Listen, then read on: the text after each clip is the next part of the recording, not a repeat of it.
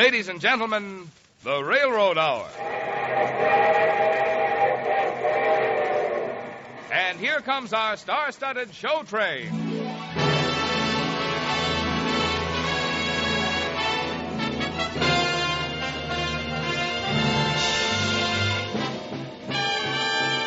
Tonight, the Association of American Railroads presents the Fritz Chrysler Victor Jacobi operetta, Apple Blossom, starring Jeanette MacDonald and your host, Gordon Macrae. Our choir is under the direction of Norman Luboff, and the music is arranged and conducted by Carmen Dragon. Yes, tonight another great musical success is brought to you by the American Railroads. The same railroads whose essential transportation service is one of the foundations of America's high productive power and of your high standard of living.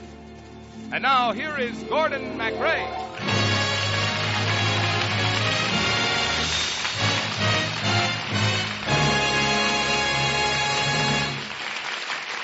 Thank you, and good evening, ladies and gentlemen.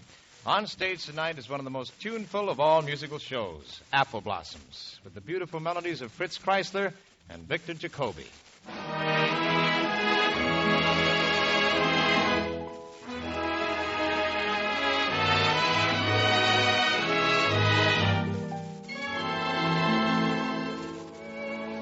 You know, Apple Blossoms presents quite an acting chore for me, for throughout most of it, I have to pretend I'm a man who doesn't enjoy being married to our lovely and charming guest star, the screen's first lady of song, lovely Jeanette MacDonald.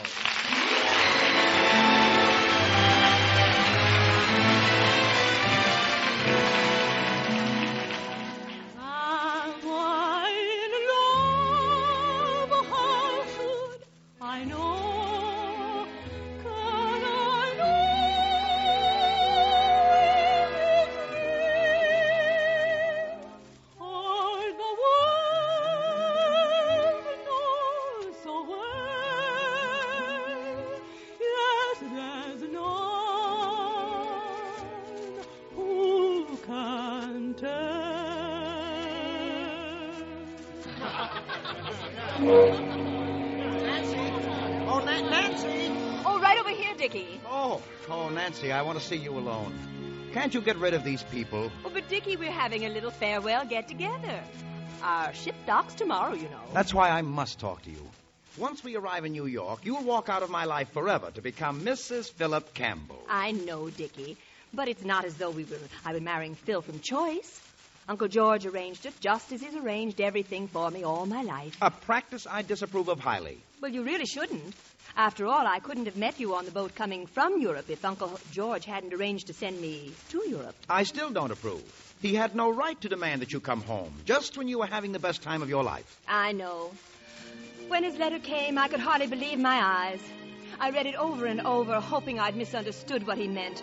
But no matter how many times I read it, the meaning was always the same. Well, read it to us. Maybe we can translate it for you. Very well. I've made up my mind at last to tell you what I planned for you to do. The time has come when you must look ahead, for now you're old enough to think of life and what is best for you.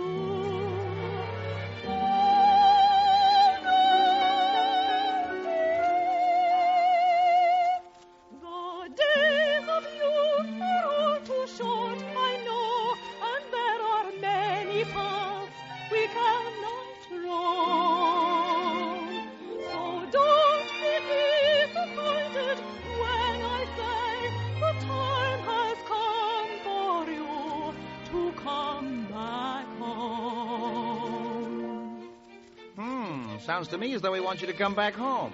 Isn't that what you gather, folks? Well, you needn't be so happy about it. Oh, it's a very sad surprise. I hardly could believe my eyes. Oh, why does life demand so much we hate to do?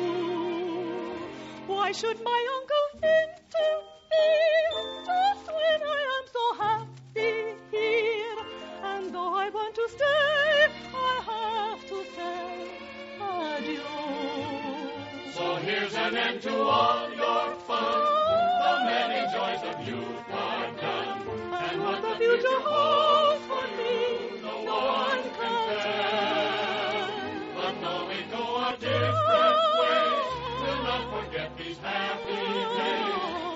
never know how sad. It's so sad to say farewell. But though we go our different ways, I'll not forget those happy days. You'll never know how sad I feel to say farewell.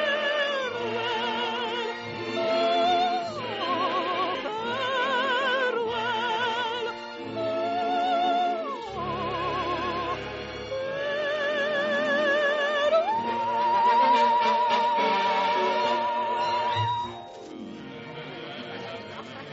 Nancy, you may be marrying Phil Campbell, but that won't alter your love for me, will it? You've got to go on loving me, just as I'll go on loving you. But don't you think we might find that a little difficult? Your marriage will make absolutely no difference to me. What about my husband? He has nothing to do with it. Well, I understand he'll be at the wedding. Oh, yes. Well, that won't matter. I'll always consider you mine, even if you have 100 husbands. Dickie. After all, I'm not a polygamist. My dear, 100 husbands is just a figure of speech. Well, the figure's too high.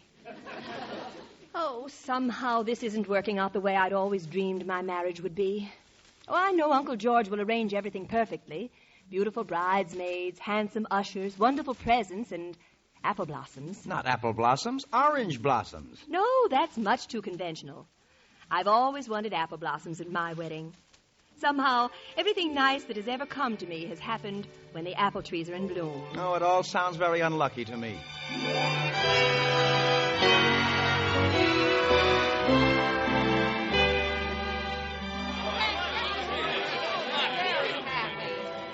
And may I add my congratulations, Phil, my boy? Thank you, Uncle George. Thank you. Where's Nancy?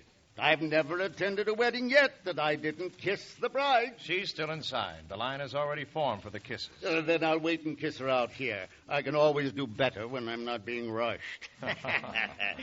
Well, my boy, how does it feel to be a married man? Well, it's a little early to tell, isn't it? As far as I know, I feel exactly as I did before. At least my attitude is the same. And just what attitude is that? Well, I'll tell you. Where is the man who is glad to bow to the plan that he give up all of his life to his wife from his wedding day? Why should he try when he can forget with a sigh all his old loves? Ask any man for the truth and he will say, I love the girls, girls, girls just the same. And being wet cannot kill the flame. There is the same old charm invitation with a maid half afraid. And when she looks at me with a smile, I know it's girls make life worth the while. Now I must leave them, forget them, but love them, a husband I. Little girl, goodbye. I love the girls, girls, girls just the same. And being wet cannot kill the flame. There is the same old charm invitation with the maid half afraid. And when she looks at me with a smile, I know it's girls make life worthwhile. Now I must leave them, forget them, but love them. So leave us girls, goodbye.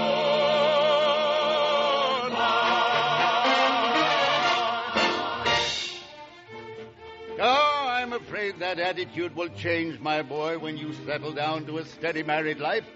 Now bundle Nancy into the car and get to your wedding reception before you're mobbed. Go on now, hurry off.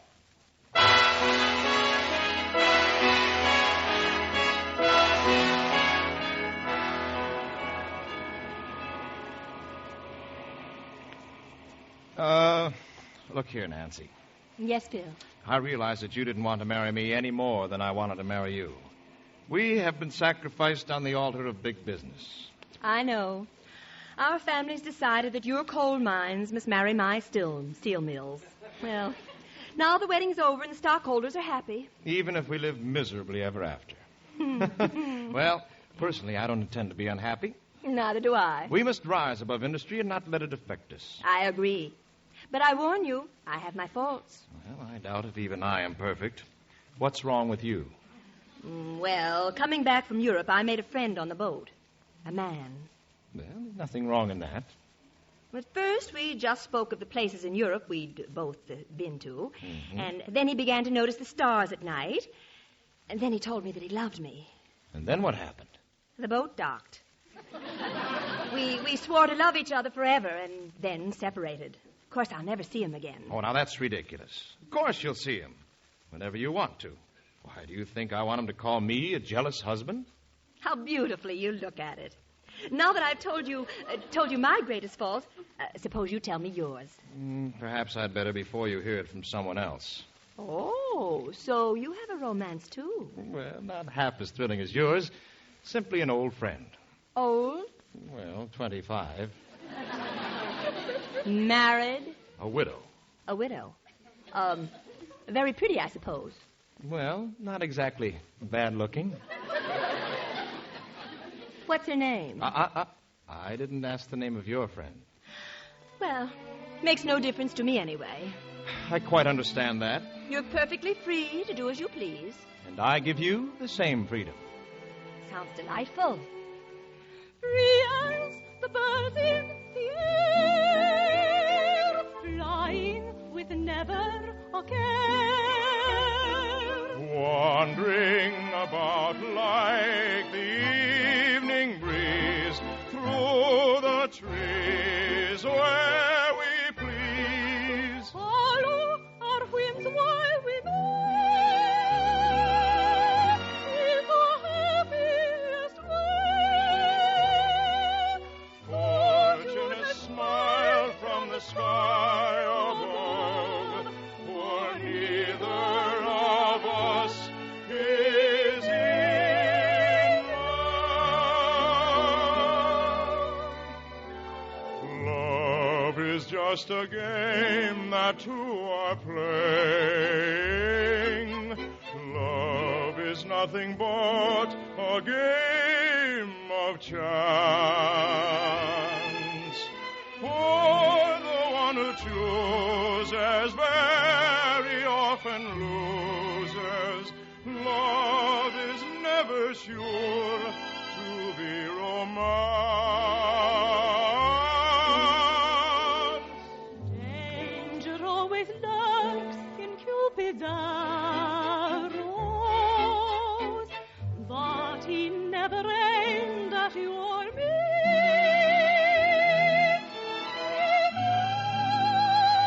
Thinking of some other girl to love.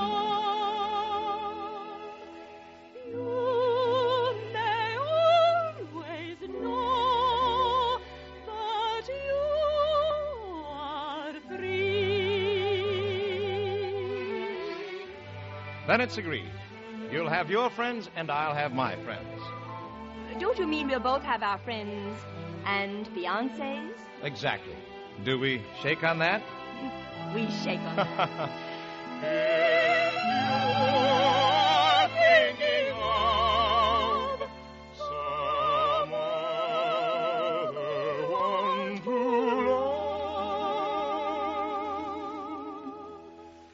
you may always know that you are free.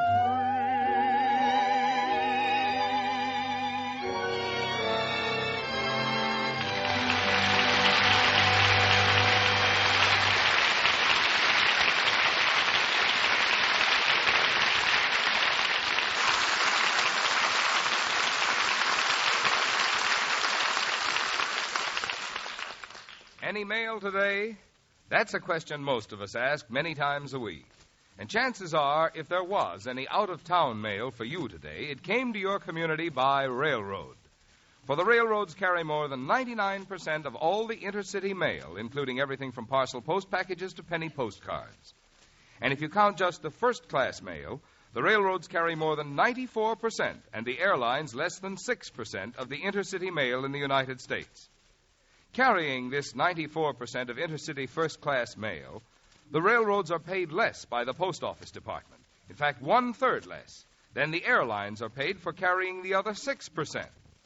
The Post Office Department's payments to the airlines for carrying domestic mail averaged last year more than 5 cents for each piece. Now, how much do you suppose the railroads are paid by the Post Office Department for carrying your letters from town to town, or for that matter, from coast to coast? Well, the Post Office Department has figured that out, too. And it's not the 3 cents you pay in postage. It's not 2 cents. It's not even 1 cent. It actually averages less than 1/5 of 1 cent. So the railroads are not only the great carriers of the mail, they're such economical carriers that on the first-class mail moving by rail, the Post Office Department earned last year a surplus revenue of more than $100 million, a substantial sum that goes to help support other valuable postal services.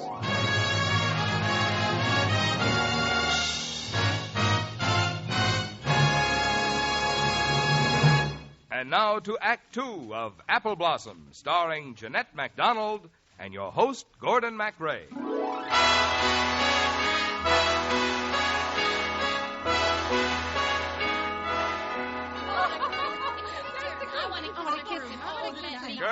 Girls, please, remember now, I'm a married man. Oh, Phil, I hate to interrupt this wholesale flirtation, but I must have a word with you. Yes, Nancy? Are you sure it was right for me to invite Dickie here to our wedding reception? Not a thing in the world wrong with it. Well, I should think you'd welcome the chance to see him again. Or are you afraid he may not be as glamorous in a drawing room as he was in the shadow of a lifeboat? Don't be silly.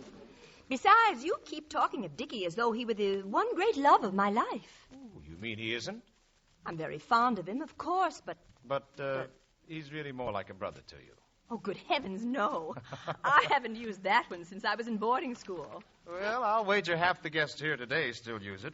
How about it, girls? Ever get caught in the middle of a kiss and have to pretend he was only your brother? Oh, it seems to be a universal custom. When your mother says that you can't go out with any certain man. Did you obey, or did you go on and play? Why, of course I thought till I hit upon any simple little plan. Then down the street, away from home we'd meet. Then sad but true, you say your brother met you. There are hundreds of brothers who'd look strange to their mothers. Every girl must have one or two, some may have 3. For there's many a sister says 'twas brother who kissed her. But no such bliss as that kiss belongs in the family. There are hundreds of brothers who look strange to their mothers. Every girl must have one or two, maybe 3. for there's many a sister says 'twas brother who kissed her. But no such bliss as that kiss belongs in the family.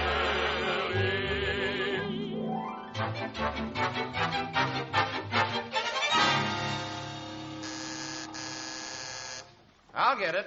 It's undoubtedly your Prince Charming of the promenade deck. Please, Phil. Oh, Mrs. Campbell, please. Won't you come in? I'm Mr. Campbell.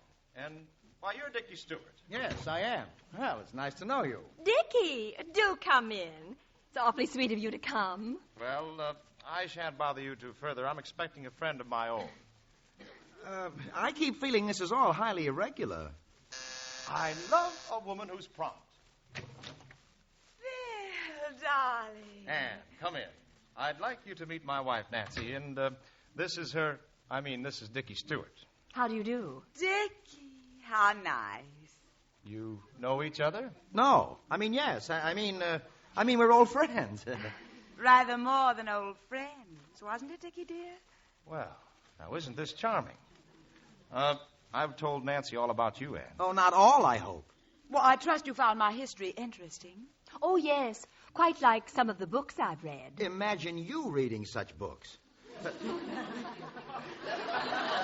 Well, if you'll excuse me, I think I'd better be going. Oh, don't run on my account, Dickie, dear. You never used to. You'll do well to beware of Dickie, Nancy. He's notoriously dangerous to young married women. And Anne speaks as an expert, Nancy. I can easily imagine that her advice is based on years of experience. Rather say a great deal of experience crowded into a few short years. Well, I suppose I shall learn as time goes on, just as you did. Well, let us hope so for your sake, my dear. I've never noticed that men particularly care for simplicity and innocence. How could you? Oh, that's beautiful. Excuse me. Come, Anne, let's go into the library. That is, if you think my wife will be safe with Dickie. Oh, I'm sure she will. Quite safe. Well, I certainly didn't expect married life to begin like this. It's those apple blossoms. I told you apple blossoms were unlucky. Oh, nonsense. I can't understand what he sees in her. Oh, Anne? Well, she's very pretty. Oh, she is she? So that's the type you like? No, I don't like her. You're the only girl I can see, Nancy. You believe me, don't you? Well, I don't know. And you still love me, just as you did. You must. I don't know that either, Dickie. You know, at certain stages, it's very difficult to distinguish between love and infatuation. Nancy! There's none who can tell all the world knows the way. Yes, there's none who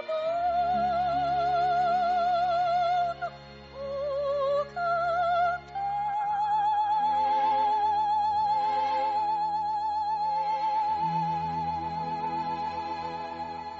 Nancy.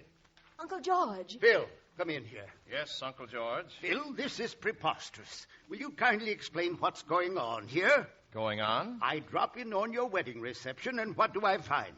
Nancy entertaining a boyfriend in here, and you in the library with another woman. Well, what's wrong with that? I can't believe it. It's monstrous. I don't see why. Phil's nothing to me. He's your husband. But I meant nothing important. Phil, darling. Yes, Anne? Oh, but don't forget we have a cocktail date at 5. Phil, who is this young woman? This is Mrs. Ann Merton, my fiancée. Charmed, Uncle George. Why, now look here. My ideas may be prehistoric, but I know how a marriage should be conducted. And I have a few ideas myself. After all, when a modern husband finds that his wife is in love with another man, he must take it philosophically. If he has any sense of gallantry at all, he'll do exactly this. Take his hat, his cane, and his gloves, and leave them alone with their loves. I don't understand this. Well, it's quite clear, isn't it, Nancy? Nothing could be more so. Exactly. I love the girls, girls, girls just the same. And being wed has not killed the flame. I cannot leave them, forget them. I love them, a husband I. Dearest wife, goodbye. Phil, my boy, aren't you being hasty? Why not at all, Uncle? Nancy and I have a pact that gives either or both of us complete freedom. Isn't that what you understood, Nancy? Quite.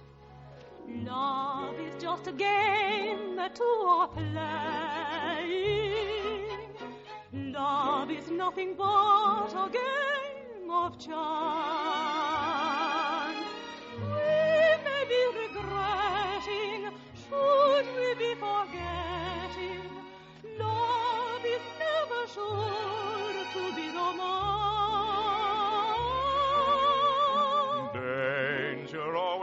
works in Cupid's arrows.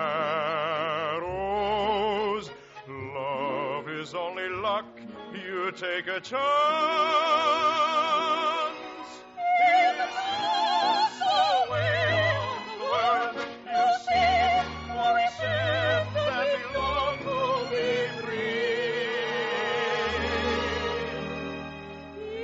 It's just the way of the world, you At last we both are free. Ready, Anne? Ready and waiting. Au revoir, dearest wife. Nancy, do you realize your husband just walked out of here with another woman? Why not? They've been engaged for 6 months.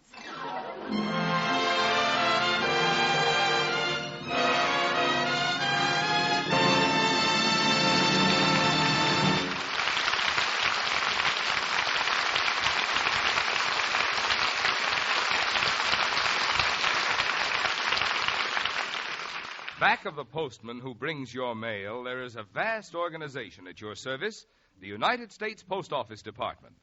Working with and for that organization, and likewise at your service, is another vast organization, the Railroads of the United States. These two are bound together in the sure performance of a service essential to the nation and to all its people. The service they render together is universal, reaching more than 40,000 railroad stations, to and from which mail is handled. It is dependable, with more than 8,000 mail-carrying trains completing their scheduled trips every day. It is fast, with 15,000 railway mail clerks busy in 3,000 railway post offices on wheels, advancing deliveries by sorting out the mail as it rolls on the rails. And it is economical, with first-class mail sent by rail, providing more than $100 million a year of surplus revenues, which help support other valuable services of the Post Office Department.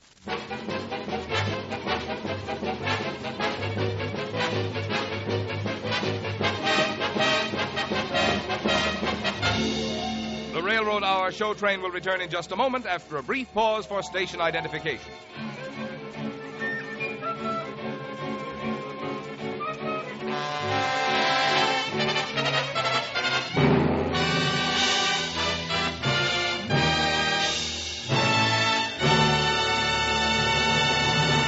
And now, Act 3 of Apple Blossom, starring Jeanette MacDonald and your host, Gordon Macrae.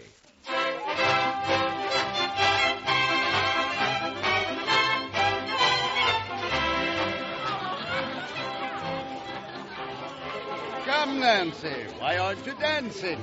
Uncle George, this is scandalous of you. Ma'am? Giving a masquerade for Phil and me and inviting Anne and Dickie. Well, I found that opposing you two didn't do any good, so I'm trying the other method. I'm arranging for your divorce so you can marry Dickie. What are you talking about? I'm not so sure I want a divorce. No? Are you falling in love with someone else? Your husband, perhaps. Phil, don't be ridiculous. He's the last person I'd ever fall in love with, I think. Masquerades are very romantic affairs. Remember, the first time you met your husband was at a masquerade. You were a Spanish senorita. And he was a toreador. Yes, I remember. Many years ago at a masquerade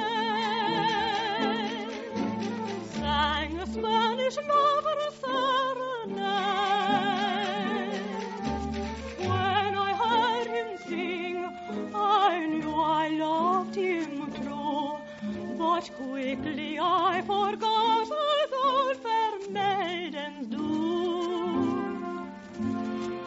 A song to his mate is love to be, and this the song he sang to me.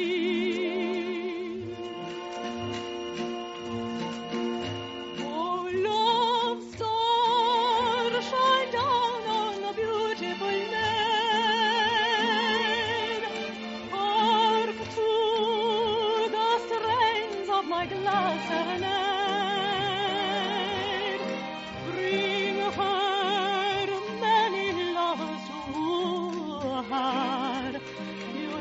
that your magic commands are the kind that must be obeyed. For lovers who be happy are under your care. Smile, darling, keep them ever away from despair. Away from despair. If you do, they will always remain true. As all the world we've been told loves a lover, they all love you. Oh, star of love, way up in the sky, vanish or sadness. Make that merry twinkle in your eye fill us with gladness. Up in the heavens above, send out your message of love for all our happiest days. We owe to you,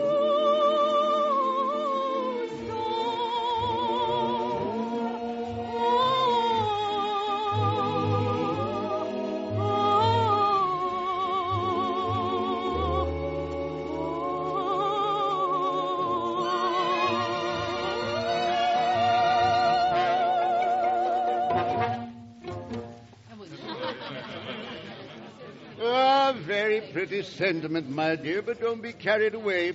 You're not in love with your husband, you know. Ah, there's the music. Run along, my dear, and find Dickie. I'm sure he'd love having this waltz with you. Very well, Uncle George, if you insist. But I'm warning you, my heart isn't in it.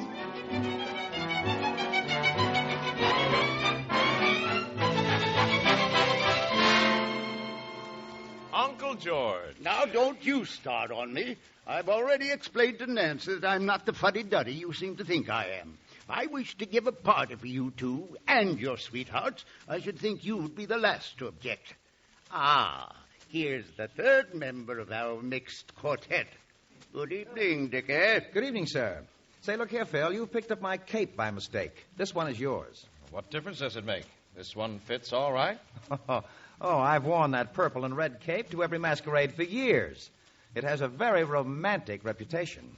Well, if you've made this cape so famous, I'd like to see how it works. What's going on here tonight, anyway? We're celebrating the first step toward the divorce. Phil will soon be free to marry Anne, and just that soon, Nancy can become your wife. Now, just a minute. You're absolutely right, Phil. I'm not so sure I want to marry Nancy. I think I like her better as your wife. Yes, so I've noticed. Well, at any rate, you'll soon have the freedom you wanted so badly. Who asked you to manage our affairs anyway? But you said you loved Anne, and she loved you. A man doesn't marry every woman he loves. No. In fact, the percentage is very small. Yes, and besides, Anne isn't the marrying kind. She's a hopeless flirt. I beg your pardon, she's nothing of the sort. Why, she'd flirt with anyone, even you. Try it and see. Well, she'd know who I was. I told you my cape is famous. Ah, but I'm wearing your cape. You take mine and find Anne. Okay. But if Anne flirts with me, don't blame her. Any girl would. I'll see you later, Uncle George. I want to find out how many girls will swoon at the sight of Dickie's purple cape. Oh, Dickie. Uh-oh. My wife. Oh, Dickie, I've been looking for you. There's something I want to tell you. When I saw you just now swaggering across the room in that red and purple cape, I realized I didn't love you, Dickie. No, don't speak. Let me finish. It isn't easy to tell you this, Dickie, but I must. For, well, I suddenly realize I'm in love with someone else. It's my husband. Yes, strange as it seems, I've fallen in love with Phil. There, now I've told you. But, Dickie, aren't you going to say anything? Wish me happiness? If I've hurt you, I'm sorry. Goodbye. Nancy. Darling Nancy. In love with her husband. Very old-fashioned, but music to my ears. She speaks to me of love with words I prize all else above. Yet hardly I believe my senses now, for that the past she may redeem.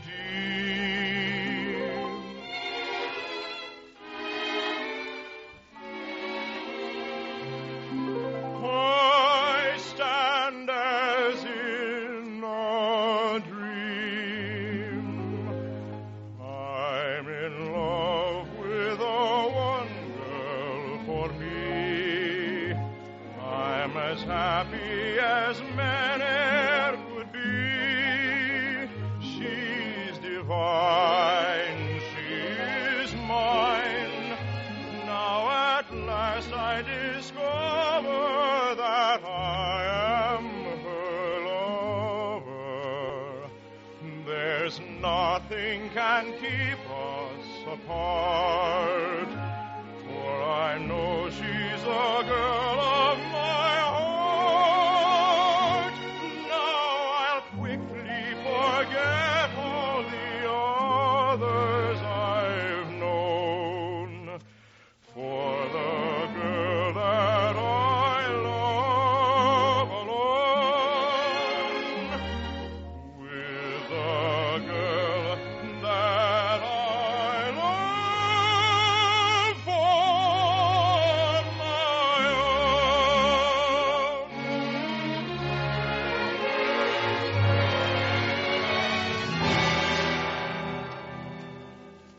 But, Ann, you can't know me. I changed capes with Phil, so you wouldn't recognize me. Dickie Stewart, I'd know you in a suit of armor with all the blinds down. I'm too familiar with your technique. Well, if I alter the technique and ask you to marry me, what will you say? Oh, I always say yes. Oh, Ann! Careful, here's Nancy. Oh, and me in Phil's cape. And I think it's only fair to tell you I have no intention of divorcing my husband. And if you can't resist practicing your wiles on him, kindly do so when I'm not present. Well, I can hardly be to blame if he prefers me to you. However, that's all past. He'll probably tell you so himself. Well, go ahead, Phil. I'm listening. Pardon me, are you talking to me? Dickie! Oh, I thought you were Phil. It's this cape. I forgot I was disguised as your husband. But where is Phil? Here I am, darling. Dickie, I don't know what you found in that cape. Well, I found a wife. So did I. Well, even with my broad-minded new outlook, partners keep switching awfully fast around here. Uncle George, you've got to stop that divorce at once. I had no intention of starting it, my dear. I knew those apple blossoms would be lucky.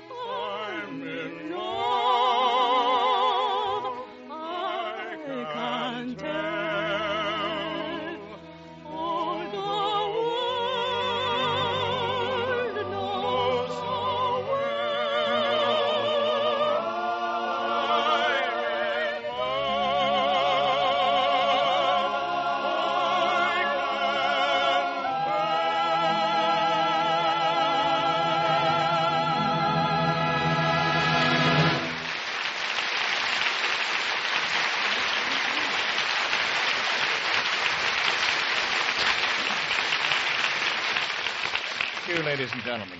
Jeanette MacDonald will be back in just a moment. Meanwhile, this is your host, Gordon Macrae, giving a vote of thanks to our excellent supporting cast, Francis X. Bushman, Betty Lou Gerson, and Jerome Cowan for their fine performances in Apple Blossoms, which was adapted for radio by Bill Demling. The Railroad Hour is brought to you each week at this time by 132 railroads, which are members of the Association of American Railroads. Each of these railroads is an independent business with its own operations and services. Each one competes keenly with others for business, working by itself. But all of them work together for better service to you. And now, here's Jeanette MacDonald.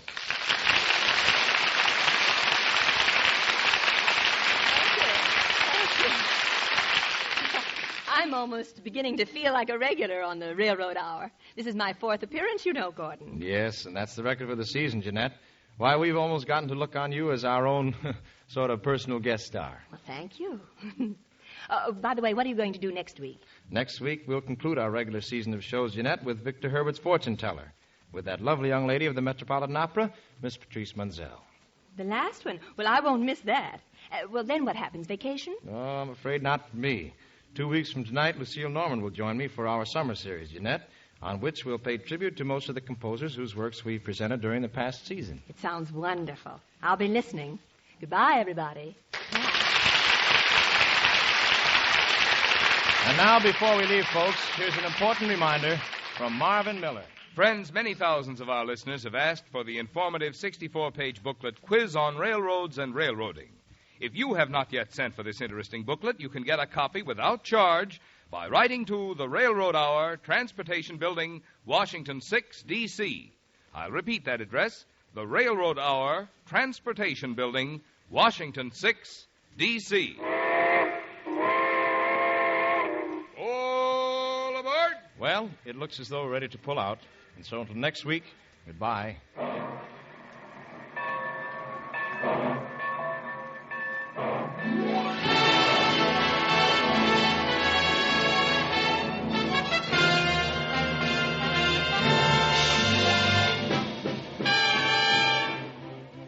Apple Blossoms has been presented by special arrangement with Tams Whitmark Music Library. The book and lyrics are by William LeBaron, with music by Fritz Kreisler and Victor Jacobi. Jeanette MacDonald is currently starred in the Metro-Goldwyn-Mayer Technicolor production, The Sun Comes Up, with Lloyd Nolan, Claude Jarman Jr., and Lassie. Gordon Macrae appeared on this program by arrangement with Warner Brothers, producers of My Dream Is Yours, starring Jack Carson and Doris Day. This is Marvin Miller saying goodbye until next week for the Association of American Railroads.